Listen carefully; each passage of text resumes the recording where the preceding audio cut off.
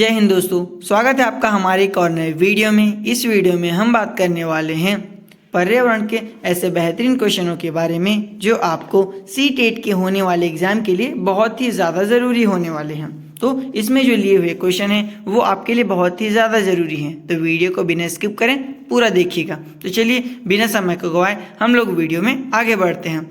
इसमें सबसे पहला सवाल दिया गया है दोस्तों, पर्यावरण संरक्षण अधिनियम 1986 में पहली बार या सॉरी दोस्तों अंतिम बार संशोधन कब किया गया था? 1990, 1991, 1992 और 1993। तो दोस्तों इसका जो राइट आंसर हो जाएगा वो हो जाएगा ऑप्शन ये 2 वाला 1991। तो 1991 में अंतिम बार संशोधन किया गया था। चलिए दोस्तों हम लोग बढ़ते हैं अगले क्वेश्चन में, जिसमें पूछा गया है पर्यावरण अध्ययन का उद्देश्य खालिस्तान का विकास करना है। तो दोस्तों इसमें बताना है कि किसका विकास करना है।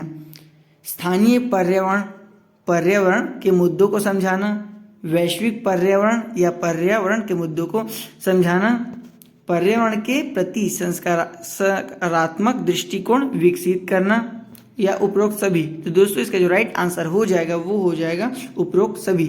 यदि दोस्तों किसी भी सवाल का आंसर यदि आपको पहले से पता हो तो आप नीचे कमेंट में कमेंट करके ज़रूर बताइएगा। तो चलिए हम लोग बढ़ते हैं अगले क्वेश्चन की ओर, जिसमें पूछा गया है निम्नलिखित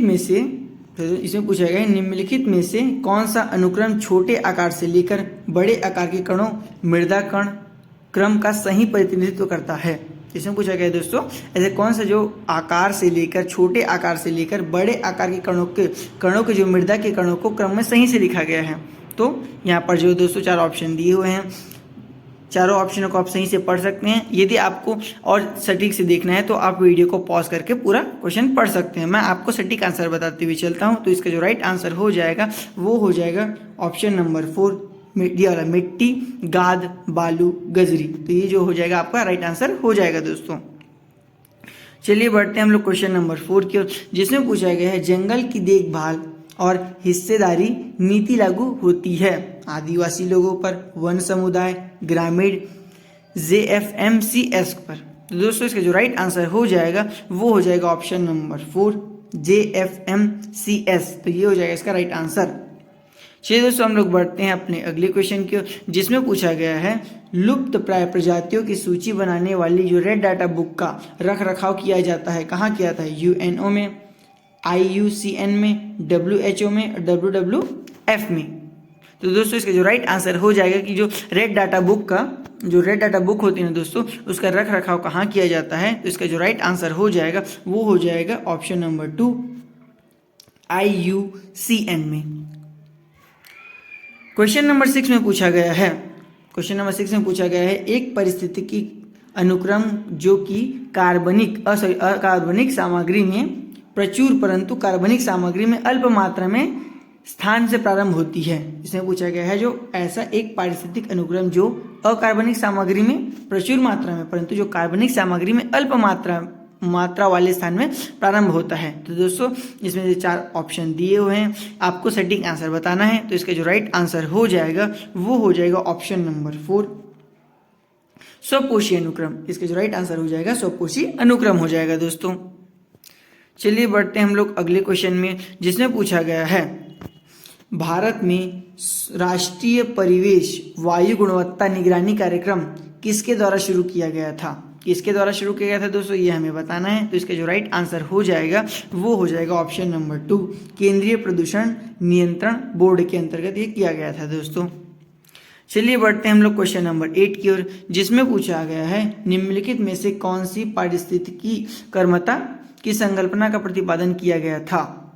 मतलब दोस्तों पूछा गया निम्नलिखित में किसने जो पारिस्थितिक कर्मता है उसकी संकल्पना का प्रतिपादन किया था? क्या E हैकल ने किया था, J ग्रीनेल ने किया था, BC पैटर्न ने किया था या PH रिच ने किया था? तो दोस्तों इसका जो राइट आंसर हो जाएगा वो हो जाएगा ऑप्शन नंबर 2 J ग्रीनेल ने किया था दोस्तों। चलिए हम लोग बढ़ चुके अपने क्वेश्चन नंबर 9 की ओर, जिसमें पूछा गया है जलवायु परिवर्तन संबंधी संयुक्त राष्ट्र फॉर्म वर्क कन्वेंशन निम्नलिखित में से किसका परिमाण था?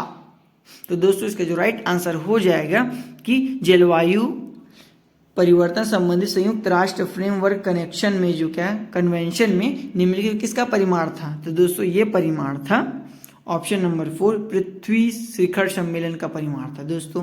तो चलिए बढ़ते हैं हम लोग अपने अगले क्वेश्चन की ओर। दोस्तों यहाँ पर एक पॉइंटर क्वेश्चन लिया गया, वन लाइनर क्वेश्चन के रूप में आपको बताने का प्रयास किया गया है। दोस्तों इसमें देखने चलिए, एक पारिस्थितिकी तंत्र में आपस में जुड़ी श्रृंखलाओं की एक विस्तृत संख्या मिलकर बनाती है, क्या बनाती है, तो वो बनाती है खाद्य जाल बनाती है दोस्तों। क्या बनाती है वो, एक खाद्य जाल या फूड वेब बनाती है। मतलब इसमें पूछा गया कि जो बड़ी जो श्रृंखलाएं जुड़ी होती है ना, जुड़ी क्या बनाती है, तो एक खाद्य जाल बनाती है दोस्तों। बहुत सारी जो खाद्य श्रृंखला जुड़कर खाद्य जाल का निर्माण करती है।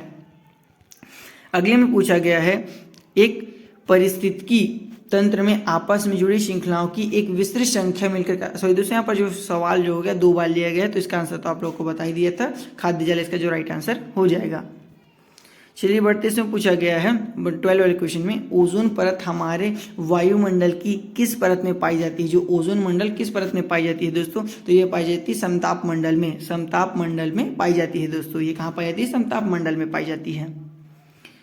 13 क्वेश्चन में पूछा गया है, मानव गतिविधियों के कारण समुद्री घास के आवासों के क्षरण के कारण भारत में कौन से प्रजाति जो आबादी घटी है, किसकी आबादी घटी है। तो दोस्तों इसका जो राइट आंसर हो जाएगा वो हो जाएगा डुगोंग की। जो डुगोंग जो होती है दोस्तों एक प्रजाति होती है, उसकी जो आबादी बहुत ज़्यादा घटी है।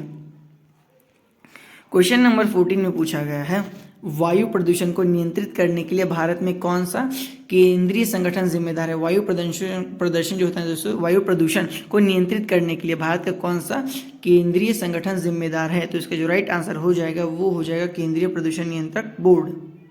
तो ये और दोस्तों हमारा केंद्रीय प्रदूषण नियंत्रण बोर्ड CPCB जो जाएगा हमारा इसके लिए जिम्मेदार हो जाएगा दोस्तों। चलिए बढ़ते हैं हम लोग अपने क्वेश्चन नंबर 15 की, जिसमें पूछा गया है, जैव ईंधन में हमें एल्कोहल के किन 2 रूपों का उपयोग करता है। जैव ईंधन हमें एल्कोहल के रूप में किन 2 का उपयोग करते हैं, हम लोग करते हैं। तो ये हो जाएगा दोस्तों इथेनॉल और मेथेनॉल। इथेनॉल और मेथेनॉल दोस्तों ये 2 रूप होते हैं, इनका उपयोग हम लोग करते हैं, एल्कोहल के रूप में करते हैं। तो दोस्तों चलिए हम लोग बढ़ चुके अपने क्वेश्चन नंबर 16 की ओर, जिसमें पूछा गया है, ग्रीन हाउस प्रभाव के लिए मुख्य रूप से कौन सी गैसें जिम्मेदार हैं। दोस्तों कौन सी गैसें जिम्मेदार हैं, यहाँ पर दिया है carbon dioxide, methane, nitrous oxide और जल वाष्प। दोस्तों ये सारी जो गैसें होती हैं वे ग्रीन हाउस प्रभाव के लिए मुख्य रूप से जिम्मेदार होती हैं। चलिए बढ़ते हैं हम लोग अपने अंतिम क्वेश्चन की ओर, जिसमें पूछा गया है दोस्तों, इसमें पूछा गया भारत में रामसर सम्मेलन जो आर्द्र भूमि संरक्षण कब लागू हुआ था। तो दोस्तों इसका जो राइट आंसर हो जाएगा वो हो जाएगा 1982 में लागू हुआ था। तो दोस्तों ये वीडियो आपको थोड़ी इन्फॉर्मेटिव लगी हो तो हमारे चैनल को सब्सक्राइब जरूर करिएगा। धन्यवाद।